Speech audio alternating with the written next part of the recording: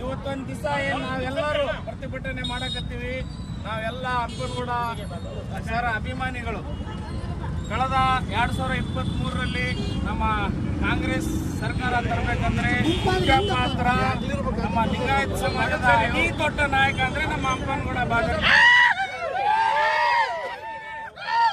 ಯಾವಾಗ Maski election by election ಆಯ್ತು, ಅದರಲ್ಲಿ ತಮ್ಮ ಸ್ನೇಹಿತನ ಹುಟ್ಟು ಪಕ್ಷಕ್ಕಾಗಿ ದುಡಿದು ತಾನು ನಿಷ್ಠಾವಂತ ಆಗಿ ಆ ಪಕ್ಷ ಮಸ್ಕಿ ಕ್ಷೇತ್ರಕ್ಕೆ ಕಾಂಗ್ರೆಸ್ ಪಕ್ಷವನ್ನು ಬುನಿಯಾದ ಹಾಕಿದಂತ ನಮ್ಮ ಬಾದರ್ಲಿ ಶ್ರೀ ಹಂಪನಗೌಡ ಬಾದರ್ಲಿ ಅವರು.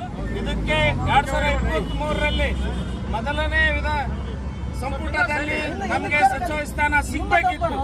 ಕೆಲವೊಂದು ಕಾರಣದಿಂದ ನಮಗೆ ಸಚಿವ ಸ್ಥಾನ ಕೊಟ್ಟಿಲ್ಲ. ಆದರೆ ನಮ್ಮ ಬಾದರ್ಲಿ ಹಂಪನಗೌಡರು ಒಂದು ದೊಡ್ಡ ಮನಸ್ಸಿನಿಂದ ಎಲ್ಲ ಯುವಕರಿಗೆ, ಎಲ್ಲ ಕಾರ್ಯಕರ್ತರಿಗೆ ನೆಕ್ಸ್ಟ್ ಇಲ್ಲಿ ಸೆಕೆಂಡ್ ಟೈಮಿಗೆ ನಮಗೆ ಸಚಿವ ಸ್ಥಾನ ಸಿಗುತ್ತೆ ಅಂತ ಹೇಳಿ ನಮಗೆ ಕಾಂಗ್ರೆಸ್ ಪಕ್ಷ ನಮಗೆ ಮಾತು ಕೊಟ್ಟಿತ್ತು. ಆದರೆ ಇವತ್ತೊಂದು ದಿವಸ ಬೆಳಗ್ಗೆ ತನ ನಮ್ಮ ಹಂಪನಗೌಡರ ಹೆಸರು ಇತ್ತು, ಆಮೇಲೆ ಕುತಂತ್ರ ಮಾಡಿ ನಮ್ಮ ಹಂಪನಗೌಡ ಬಾದರ್ಲಿ ಅವರ ಹೆಸರು ತೆಗೆದಿದ್ದಾರೆ. ಇದಕ್ಕಾಗಿ ನಾವು ಎಲ್ಲ ಕಾಂಗ್ರೆಸ್ ಕಾರ್ಯಕರ್ತರು ಕಾಂಗ್ರೆಸ್ ವಿರುದ್ಧವಾಗಿ ಇವತ್ತು ಪ್ರತಿಭಟನೆ ಮಾಡಕತ್ತೀವಿ. ಇವತ್ತೊಂದು ದಿವಸ ನಾನು ಎಲ್ಲ ಕಾರ್ಯ ಮನವಿ ಮಾಡ್ತೇನೆ. ಮುಂದೆ ಬರೋ ದಿನದಲ್ಲಿ ನಾವು ಇಡೀ ಸಿನ್ನೂರು ತಾಲೂಕನ್ನು ಹೋರಾಟ ಮಾಡಿ ರಾಯಚೂರು ಜಿಲ್ಲೆಯನ್ನು ಬಂದ್ ಮಾಡ್ತೀವಿ ಅಂತೇಳಿ ನಾನು ಈ ಸಂದರ್ಭದಲ್ಲಿ